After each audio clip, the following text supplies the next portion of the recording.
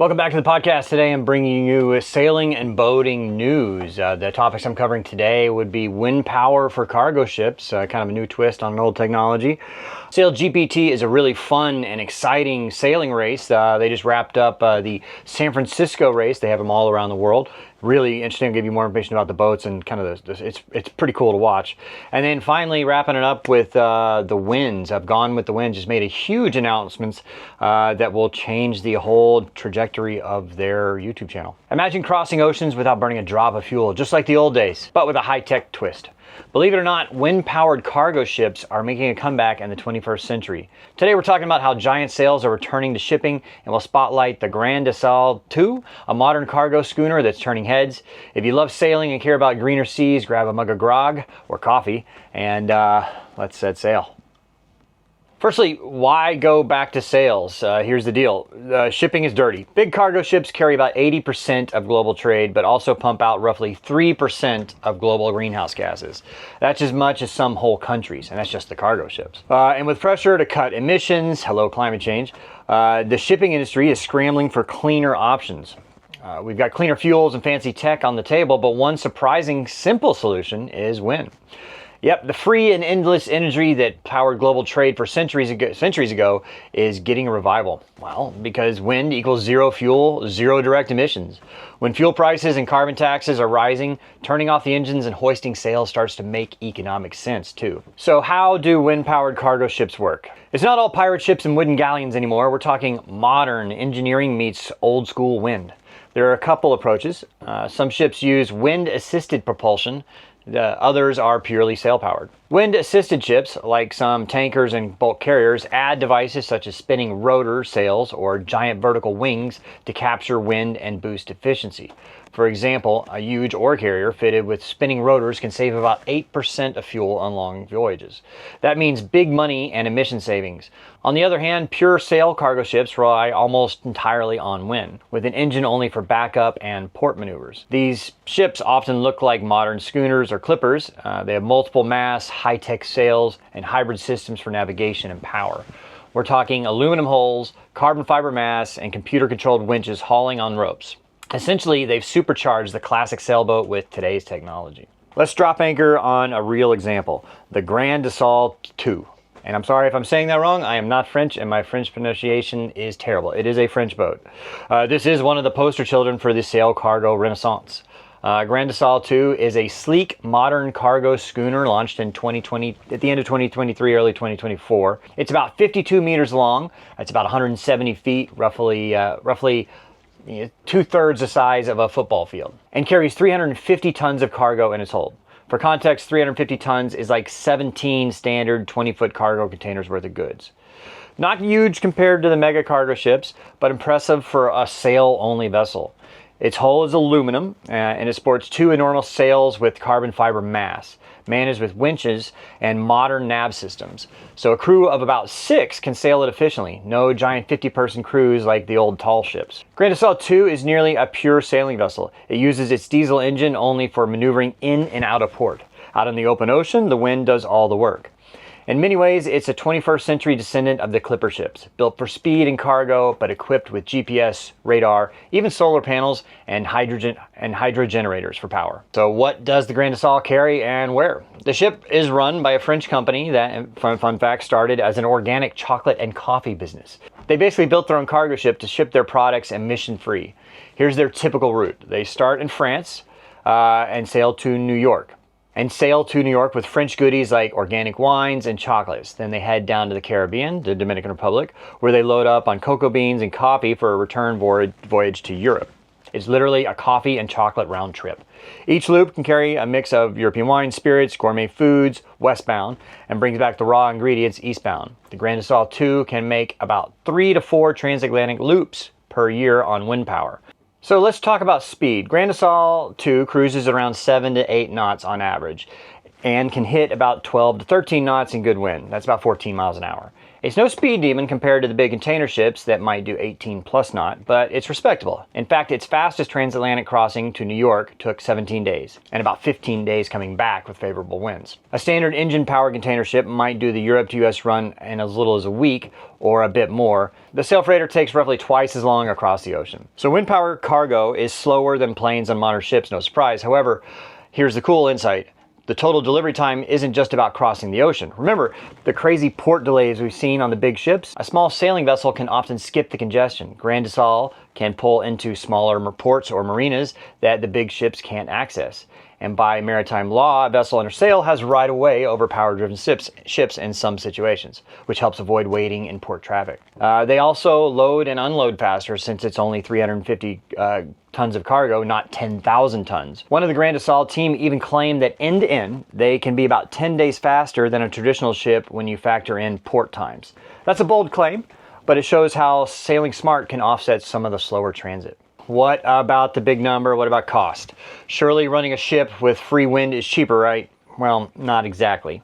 Building a specialized cargo ship is expensive. With smaller capacity, the cost per ton can be much higher compared to the giant fuel-burning ships. Grand Sail's founders knew that if they built a boat, they needed valuable cargo to make it pay off. So they focused on high-margin gourmet products, fancy chocolates, coffee, wine, things that customers might pay a little bit extra knowing it was shipped eco-friendly.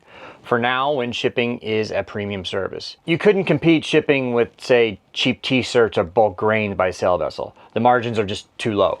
However, as these sail freighters scale up, costs should improve. Grand Sail 2 already carries 10 times the cargo of their first ship. Plans are underway for a much larger Grand Sail 3, about 110 meters long, that will carry 8 times more cargo than the current Model 2. That's currently 200 shipping containers worth, which will drive costs down significantly.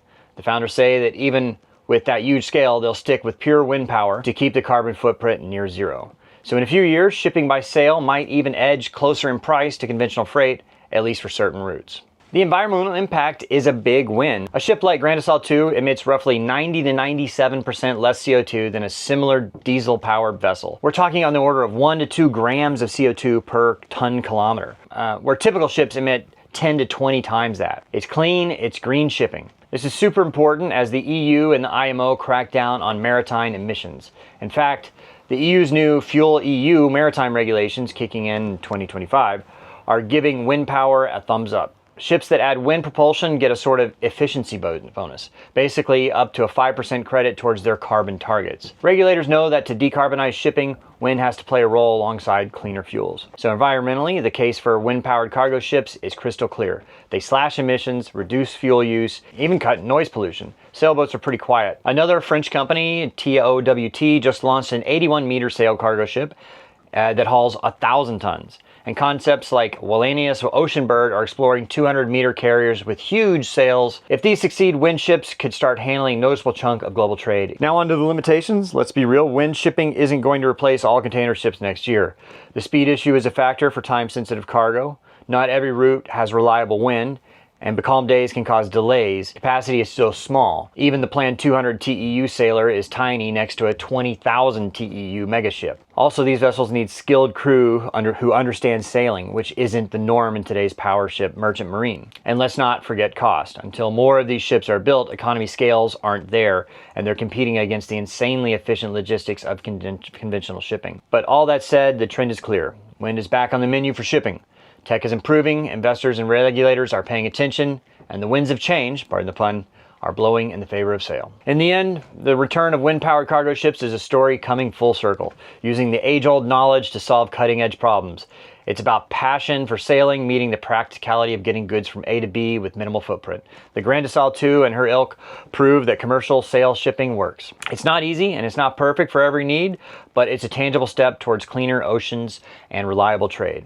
Who knows, in a decade or two you might regularly spot cargo ships under sail on the horizon. The wind brought commercial commerce to life in the past, and it might just help secure its future. On to my next topic, what is SailGP and why it's unique? SailGP is a global sailing championship like no other.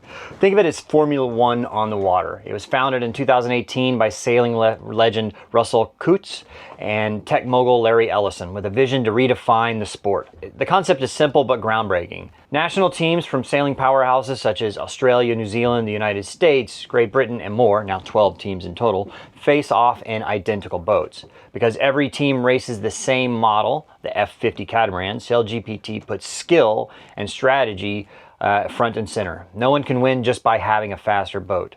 This one design, data-driven approach creates a level playing field where the best sailors and teams truly rise to the top. What really sets SailGP apart is its mix of national pride, cutting-edge tech, and spectator-friendly format. Each event takes place in an iconic close-to-shore venues from Sydney Harbor to San Francisco Bay, bringing the racing action right in front of the fans. We're talking short, intense races packed with maneuvers at breakneck speeds thanks to the F50's foils that lift the hulls clear of the water. With record-breaking velocity and high-tech broadcast enhancements, SailGP has justly earned the tagline, the most exciting racing on the water. And it's not just hype. When you see these national teams duking it out at 100 kilometers an hour, that's over 60 miles an hour, you'll agree this sailing is supercharged. At the heart of SailGP is the F50 catamaran, a marvel of engineering and the fastest one-design racing sailboat on the planet. Each F50 is 15 meters long, 50 feet, and features a rigid wing sail. Think of like an airplane wing stood on end on. Coupled with hydrofoils, wing-like appendages under the hull, the F50 lifts out of the water at speed, eliminating drag and allowing it to fly at over 60 miles per hour. Roughly 4 times the wind speed driving. That blows my mind. I don't understand how that works. 4 times the wind speed. Few things compare to watching an F50 streak past. Spray everywhere, stable on its foils, yet teetering on the edge of control. Don't be fooled by the sleek looks. The F50 is also a floating data machine. Each boat is packed with 125 sensors, collecting 30,000 plus data points per second. All that real-time data, boat speed, wing load, foil angles, you name it, is streamed via Oracle Cloud technology to the teams, officials, and the fans, meaning the coaches can analyze performance on the fly. Umpires can make instant calls, and the viewer get unparalleled info on what's happening under the hood. Importantly, SailGPT shares all data openly between teams.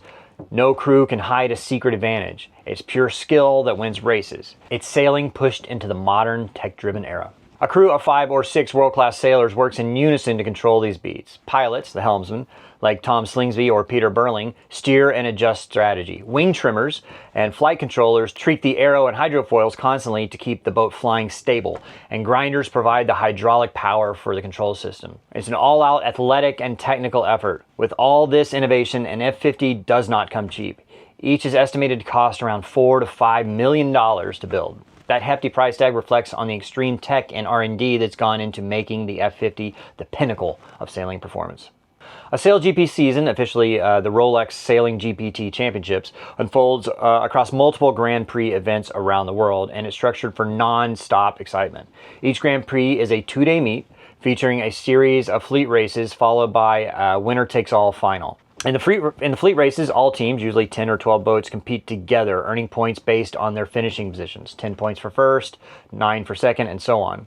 These races are short, around 15 minutes each, which means every maneuver and every mistake is magnified. Over 2 days, teams typically sail 5 to 7 fleet races, and consistency is key. You want to be near the top of these rankings by the end of the heats. After the fleet races, the intensity jumps up even higher. Only the top 3 teams from the event leaderboard advance to the final race. The final is a single showdown sprint for all the glory of the event. It doesn't matter if you barely squeaked into third or dominated all week. Once the finals start, it's an even shot between the 3 finalists. Winner of the final wins the event outright and the trophy for the host city's Grand Prix. It's not uncommon to see an underdog team save their best for last and upset the favorites in the final. Meanwhile, all teams earn championship points from each event based on their overall finishing position. Points accumulate across the season's events to form a seasonal leaderboard. At the end of the season, everything culminates into one last adrenaline rush, the grand finale championship race. Only the top 3 teams in the season standings qualify for this final race of the year, which determines the season championship. In the grand final, the stakes are sky high. Not only is the SailGP championship trophy on the prize, but also a $2 million cash prize to the winner. It's truly winner take all. Whichever boat crosses the finish line first in the grand final is crowned season championship regardless of how many points they had before. This format means no one can clinch the title early. It always comes down to the final showdown, keeping the suspense until the very last moment of the season. It's a sailor's dream and a fan's delight. An easy to follow series where every race counts and the championship can be won or lost, and a single breathtaking dash for the finish. The 2025 SailGP season 5 of the championship, has launched with a bang, delivering new faces, new tech, and plenty of high-speed drama for the fans. The season kicked off in late 2024 and early 2025 with events in Dubai, Auckland, and Sydney, and now Los Angeles just wrapped up earlier this week. Unfortunately for us Americans, we're not doing so well. We finished, I believe, dead last in San Francisco, and I'm not sure how many points we have overall, but it's not looking good. On the last day of the most recent race in San Francisco, Australia had a catastrophic failure of the rigging. Unfortunately, no one was hurt, but they were forced to withdraw from the rest of the event.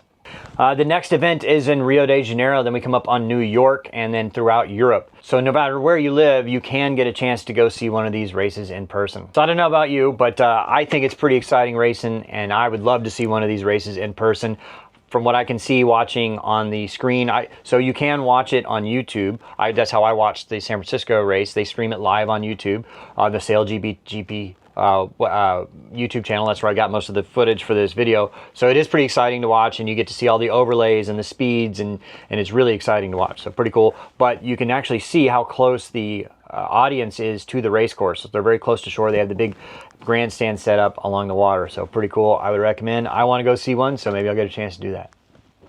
My final topic today, we're talking about the YouTube channel Gone with the Wynns, the sailing channel there. I believe they actually started off as a RV channel back in the day. Originally, during these kind of news events, I had planned on kind of covering some of the YouTube channels, giving updates on what's going on, so your favorite channels maybe you haven't seen in a while. But after going over that, the research on those is a little bit too difficult to do. Not that it can't be done, it's just if I want to, I don't want to have to do that research. But I will say when there's a significant change event like happened recently, I will cover that. So Gone with the Wynns, they had a HH 44-foot catamaran built. HH catamarans are performance cruising catamarans built in China. I believe they can come in carbon fiber, so they're really fast. They're kind of modern and high tech. The Wynns had gone with the hybrid version, and I don't know a whole lot about the boat specifically. I haven't checked into that too much, but I believe it was a hybrid version, similar to kind of like what I had built in Thailand. Unfortunately, they had quite a few problems with the boat. There was some quality control on a few things, and they had some stray current that did a lot of damage to the boat. So if you have like something that's not grounded on your boat, and so current is discharging into the water from your boat, that'll cause a lot of corrosion in your boat. And the problem, I mean, you would first start noticing it, maybe your metal fittings that are touching the water start to corrode a little bit more, or things that are of that nature. But I believe that effect is even amplified on carbon fiber boats, just because carbon fiber conducts electricity more than fiberglass does. And so when you have stray current on a carbon fiber boat, it's even worse. So they had some problems with that. I believe they ended up, from what I understand, HH kind of found the problem. They had some pumps that were not grounded properly, or it was something like that. I'm not 100% sure. But I believe there was enough damage to the boat that the Wynns have sold their boat back to HH Yachts. They made a recent video about it. It was only about 5 or 6 minutes long. I did watch it. Well, this is not a video I ever expected to make, but as the title says, we are selling our boat back to HH. They say it was a mutual decision to sell the boat back to HH. HH wants to take it back and make sure everything's correct on it and use it as their test bed for future boats. That's got to be a really tough situation for HH. Who knows what actually happened behind the scenes, but my guess would be that the Wynns decided they didn't want the boat. There was enough damage, they didn't want it, and HH probably, this is just speculation, HH probably, they said, hey, buy the boat back, and I'm sure they didn't pay full price for the boat, but I'm sure they did go to HH and say, we want to sell this boat back to you because of the quality control issues, and to save, I think HH did the right thing by buying it back. If they had not bought it back, it would have been really bad publicity for them. It's already terrible publicity for HH Yachts. I can't imagine what it's done for their business lately. Because if it was anything like happened with Island Spirit, because what happened with Island Spirit was not Island Spirit's fault. It was comedy of errors. I'm not. When insurance settles, I'll go into all that stuff with you a little bit more, but I'm just not going to say anything right now until insurance settles, which I'm hoping is soon. Anyway, but yeah, so it just doesn't look good for HH. Hopefully, I mean, I hope the company can recover and salvage everything. And the Wynns did not really give any hints as to what they're going forward. They said they don't really know. So who knows what's going to happen with HH and with the Wynns. So that's a big one up in the air. You can watch the video. I'll link to it if you'd like. All right, guys, thank you so much for watching another Sailing Doodles podcast. Please make sure you're subscribed to the channel. I'm really working hard to make this a steady show on YouTube and wherever you get your podcasts. And so it would really help me out if you make sure you're subscribed to the channel, hit the like button, leave a comment.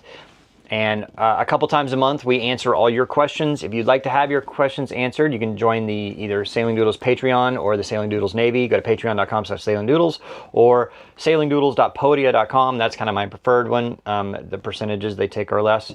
And you can, we'll do very soon, I will ask you for all your questions and I will answer them on a future podcast. So thank you guys for watching or listening, whatever you're doing this on, and we'll catch you on the next one.